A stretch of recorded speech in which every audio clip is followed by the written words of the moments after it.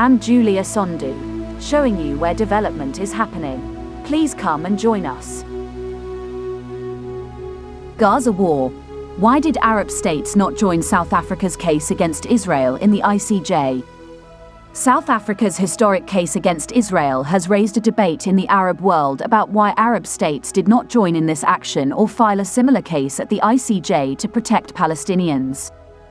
Last Friday, the International Court of Justice, ICJ, concluded the first hearing of the South African case against Israel, in which Pretoria accused Tel Aviv of the intent to commit against the Palestinians in Gaza.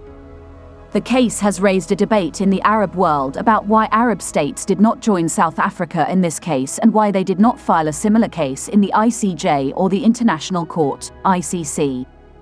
According to the ICJ statute, all UN member states can file cases against any state. Any Arab state could have filed a case against Israel in the ICJ or at least asked South Africa to join its case before it was officially filed on the 29th of December. South Africa recognizes in its case documents its obligation. In the same vein, 19 Arab states that are parties to the convention could have similarly invoked their status and filed cases against Israel in the ICJ. This includes Egypt, Saudi Arabia, Algeria, Tunisia, Jordan, UAE, Syria, Somalia, Sudan, Iraq, Oman, Kuwait, Lebanon, Libya, Morocco, Yemen, and the Palestinian Authority, PA. So, why did Arab states not take any action? Compromised positions. Many Arab states might claim they have a reasonable explanation to avoid such an aggressive move. Some may claim that they are small countries with weak economies to bear the consequences. However, this would not apply to countries with stronger economies and more influence, like Saudi Arabia and Egypt, who have reasonable grounds to move against Israel in the ICJ. No support for Palestinians. The third explanation for the stance of Arab states towards South Africa's case against Israel is simply that they are not willing to show real support for the Palestinians in Gaza. All Arab countries, including Saudi Arabia and Egypt, have issued many statements condemning Israel's assault on Gaza, but they did not take any further action. Saudi Arabia and the Arab League waited for more than a month in Gaza to hold a summit in Riyadh to discuss the issue. The summit decided to break the siege and blockade, but Arab countries never turned this resolution into action. Instead, Egypt obeyed Israeli commands and refused to give access to move injured civilians for treatment outside of Gaza unless Israel approved the names. Media and eyewitnesses confirmed that Egyptian brokers forced Palestinians in Gaza to pay up to $10,000 as bribes to officials to obtain access through Rafah crossing. Egypt also agreed to send all aid trucks to be checked by Israeli security at the Qam Abu Salem commercial crossing, which caused delays in the arrival of aid and complicated the humanitarian crisis in Gaza. Egypt justifies its position by saying that it would risk the bombing of the trucks by the Israeli Air Force if they were not sent through the Israeli checkpoint. Despite the Arab government's rhetorical support for Palestinians, Dennis Ross, the former US envoy to the Middle East, claimed that every single Arab official he had known told him that Hamas must be destroyed.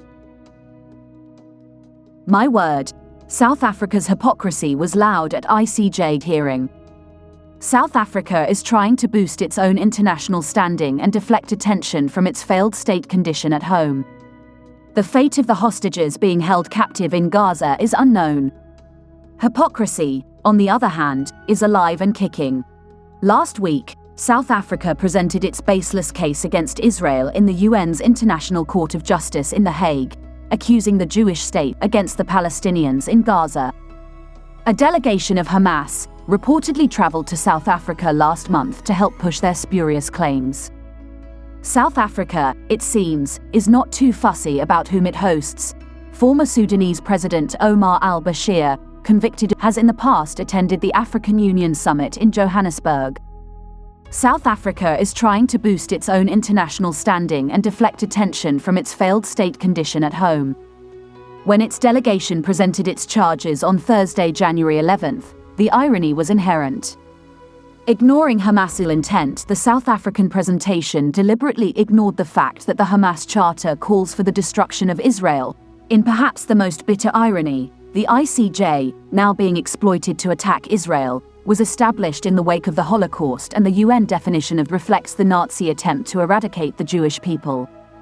Hamas is dedicated to destroying the Jewish state, and as we saw on October 7th, will stop at nothing. It is the IDF that has to stop it with international support. On Friday, January 12th, Israel had its day in court, a place where it shouldn't have been in the first place.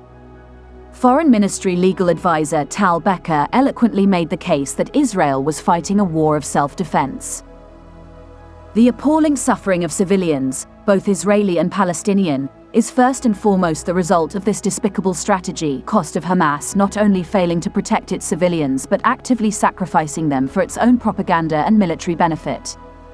And if Hamas abandons this strategy, releases the hostages, and lays down its arms, the hostilities and suffering would end, Becker declared.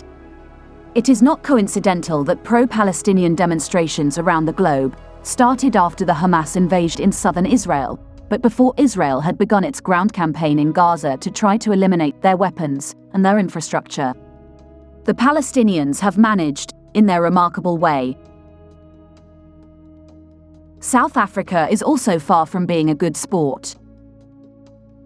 To compound the travesty of the international trial against Israel, last Friday, Cricket South Africa, CSA, announced it was replacing Jewish teenager David Teager as captain of the UNDER-19 side after he expressed support for Israel.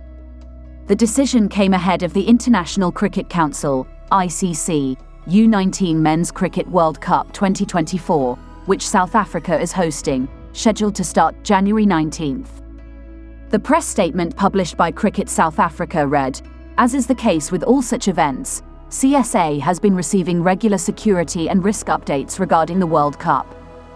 We have been advised that protests related to the war in Gaza can be anticipated at the venues for the tournament.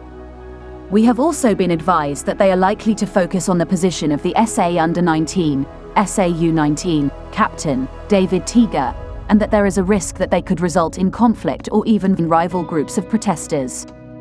In all the circumstances, CSA has decided that David should be relieved of the captaincy for the tournament.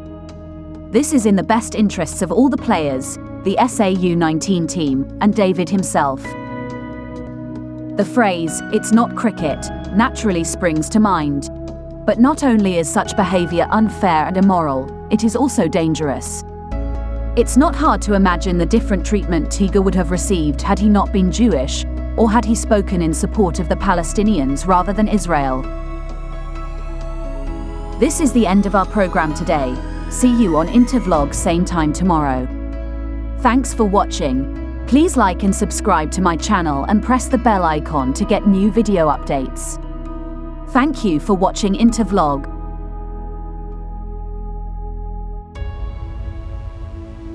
Thank you.